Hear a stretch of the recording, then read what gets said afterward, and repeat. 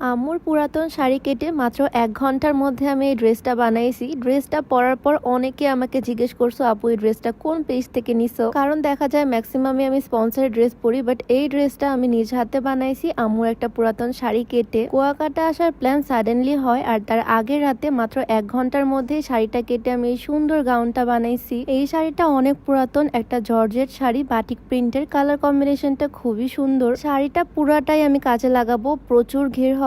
এক সাইড থেকে 4 ভাঁজ করে নিছি, অন্য একটা গাউনের বডির মাপটা দিয়ে নিলাম। আজকে কোনো রকমের ফিতা ইউজ করব না, আসলে একটা সুন্দর জায়গায় ঘুরতে যাচ্ছি, বড় সড়ো একটা ঘেরওয়ালা ড্রেস না থাকলে হয়। আর একদম সাডেন প্ল্যান হয়, ভাবতেছিলাম কোনটা নিয়ে যাওয়া যায়, আর তারপরে বানাতে বসে পড়লাম। আম্মুর এই জর্জেট শাড়িটা আমার অনেক পছন্দ, এটা আম্মু অনেকবার পরছে, তাই এখন এটাকে কেটে আমি ড্রেস বানাই ফেলবো। সুন্দর করে চক দিয়ে এঁকে আমি বডি পার্টটা কেটে আলাদা করে নিলাম। কোনো রকমের ফিতা বা মাপঝোঁক কিচ্ছু করতেছি না, জাস্ট একটা আন্দাজের উপরে কেটে ফেলতেছি, কারণ সময় বেশি নাই। এই তো গাউনের হাতার মাপ দিয়ে আমি হাতাটা কেটে নিচ্ছি। হাতাটাতেও প্রচুর ঘের হবে, মানে প্রচুর কাপড় রাখবো। এই হাতার নাম হচ্ছে বেলুন হাতা, বানানোর সময় দেখলেই বুঝতে পারবা। এই হাতাটাও আমার অনেক পছন্দ। তো বাস আমার কাটিং কমপ্লিট। হ্যাঁ, এতই সিম্পল এই গাউনের কাটিং করা। এই পুরাটাই হবে হাতাতে, আর এই বাকি যে শাড়ির কাপড় সব যাবে ঘেরে, মানে জাস্ট বডি আর হাতার কাপড় বাদ দিয়ে পুরা শাড়িটা জাস্ট ঘেরের উপরেই যাবে। প্রচুর ঘের হবে, আর দেখতে অনেক সুন্দর লাগার কথা, যেহেতু শাড়িটা অনেক বেশি সুন্দর, গাউন বানালেও ভালো লাগবে দেখতে। তো মাত্র কয়েক মিনিটের মধ্যে কাটাকাটি শেষ করে বিসমিল্লাহ বলে বসে পড়লাম সেলাই করতে। এই সেলাইয়ের কাজটা আমি আমার আম্মুর কাছ থেকে শিখছি। টুকটাক অনেক কিছুই বানাতে পারি, বাট সময়ের অভাবে সেভাবে মেশিনে বসা হয় না বললেই চলে। প্রথমে আমি বডি পার্টটা আস্তে আস্তে করে সেলাই করে নিচ্ছি। ফার্স্টে বডি করব, দেন হাতা, ঘের সবকিছু একে একে করে নিব, বেশি সময় লাগবে না। হাতার পার্টটা করা শেষে কবজির কাছে আমি একটা লুপ দিছি, মানে